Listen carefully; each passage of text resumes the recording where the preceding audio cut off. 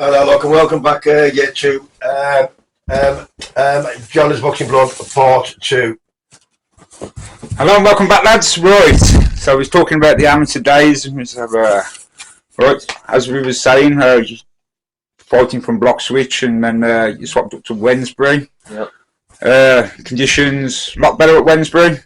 Yeah, it was a bit more organised. Just seemed more trainers or more helpers. But it was just a talent. I was just overwhelmed by how talented some of the lads was there. And truthfully, I don't think it was. I don't think it was a.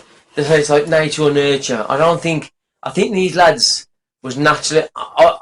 It's hard to say naturally talented because some of these lads, but I just think it's that they could do a lot of things. It's a lot easier for some of these lads to train. It really was.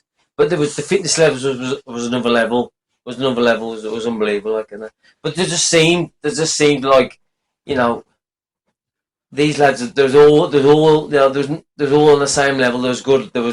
You knew these lads was half decent, and just being around them was just being around some of these lads and you pick up things that they do, like that was great. When, like I said, I knew how to get. I got first. I boxed. I boxed in France. To fight abroad was unbelievable when you're young. So, you think you think you're well champion. Honestly, Was you still at school then? Yeah. So no, I was just left school then. I just left. I was like I was 18, 19, that kind of thing. Yeah. So, but then to get on the squads and train and go away with them, it was unbelievable. I mean, it was brilliant days.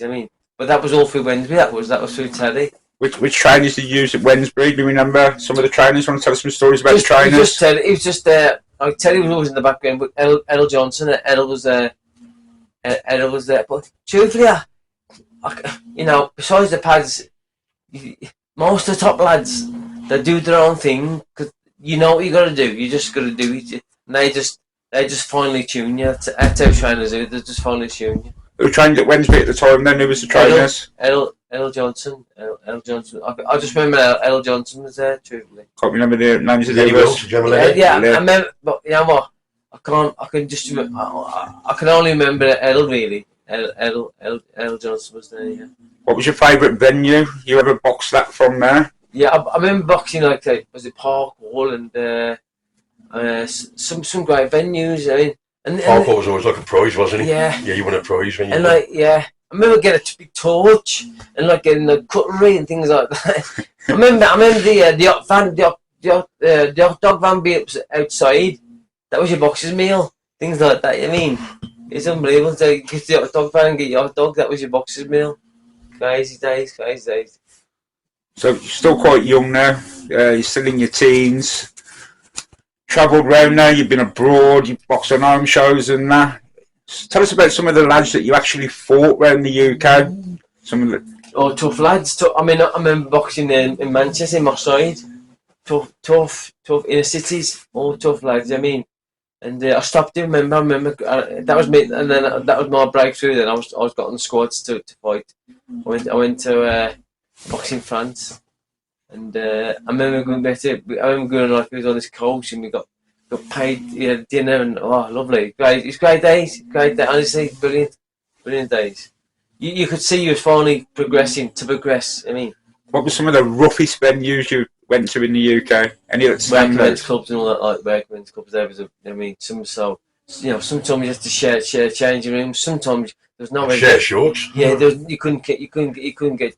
I was always like trying to get whatever short, whatever stuff you get there. Luckily, I get my strip, and I look after my strip and I had my own strip and things like this. But you couldn't warm. You had to warm up in the hallway and things. Or go outside and warm up. That's just how it was. Basics, wasn't it? Yeah. Basics. It was. Yeah. What were some of the toughest lads you fought as a teenager?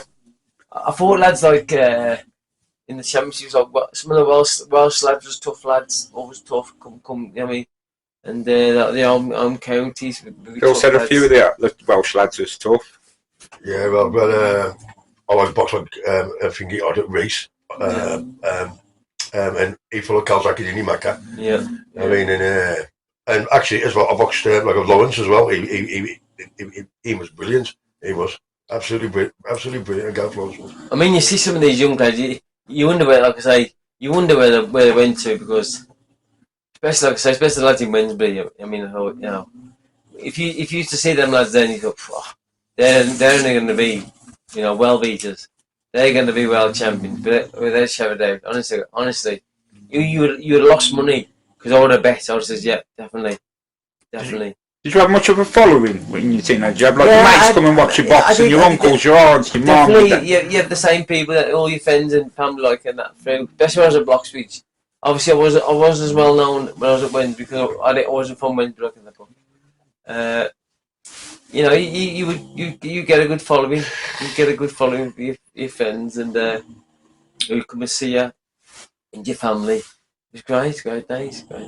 You want to take any funny sides, any funny stories you got from back then? It's just that, you know, sometimes you turn up and get up to no good, you know, and you should have been in the gym, and you was all like off out meeting girls, all, and they come looking for you. You know what?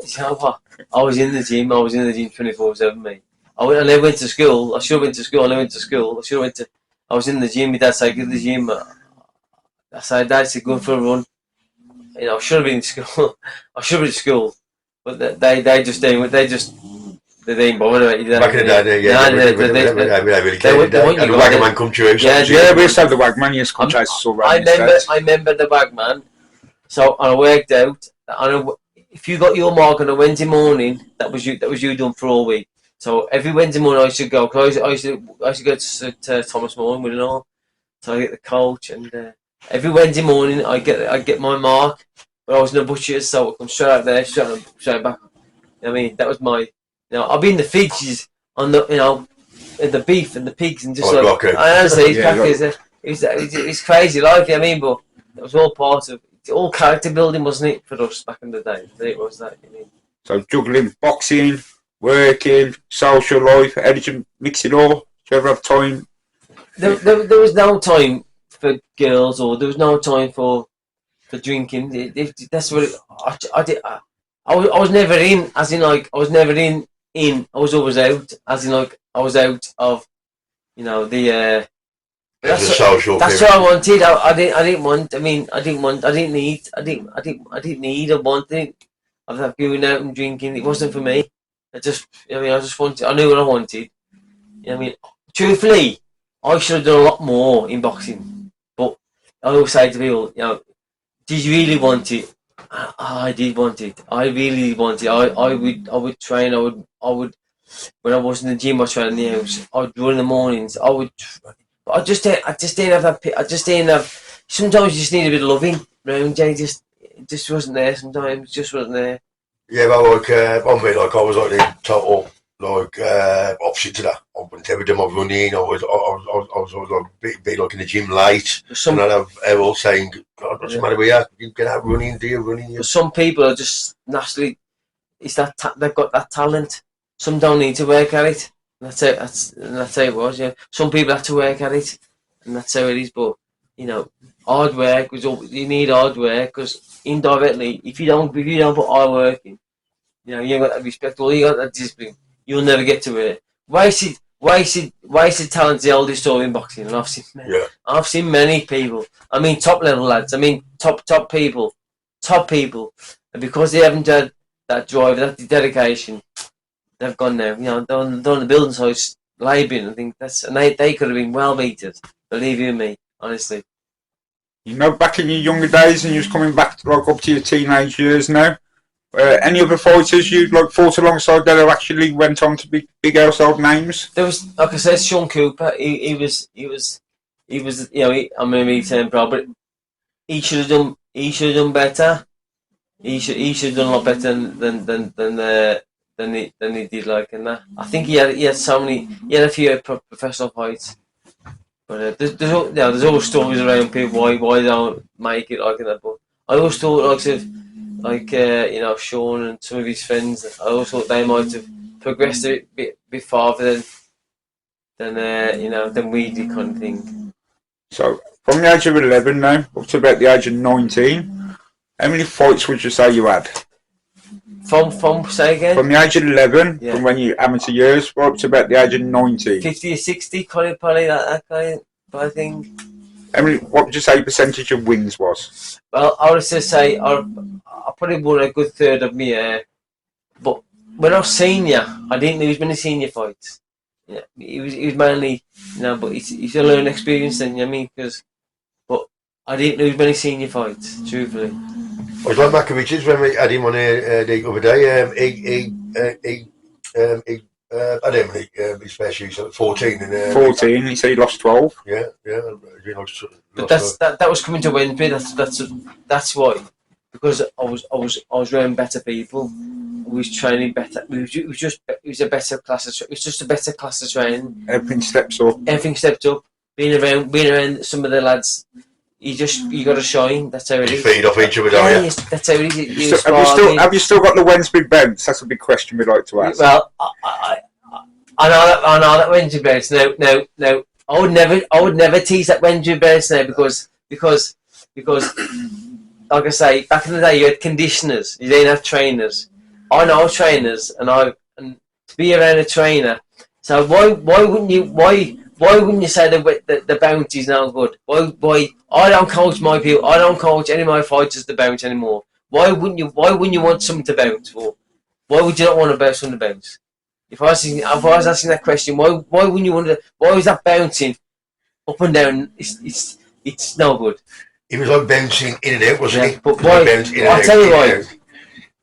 Somebody actually told that. Somebody told him that right. The time. Your feet, you're stabilised. You got to keep your feet on the ground. You neither up, neither down, are you? I mean, and I coach on angles, and you don't go in to go out to go back in again. So you'll go in and step. I'll create an angle. There. You know, I'll say that about him when I watched him fight. His angles, flat-footed, his movements, and it's like, God, fair play, God, leave him there. And it was like the angles. I've watched some of the boxers. Exactly. Flat-footed. I've never seen him jumping around and that. You look at the Eastern Europeans. You look at like Lamachenko. He's unbelievable. He just does an angle. It's only two ways, left or right. Yeah. You don't go back, because if you go back, you've got to go that back in again.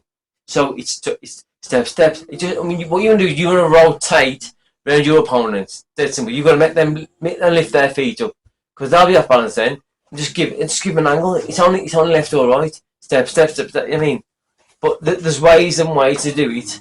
You can make it easy, and it works, because it's about transferring your weight from left to right and everything else. It's about punching from different angles, and that's where I say you can maximise your power by an angle. You're not doing no better, no harder. It's just because the weight's there on that side. I mean, that's all it is. We're at the end of it now, so we are going to have a short break, and we will be back with part 3 in a bit. Thanks.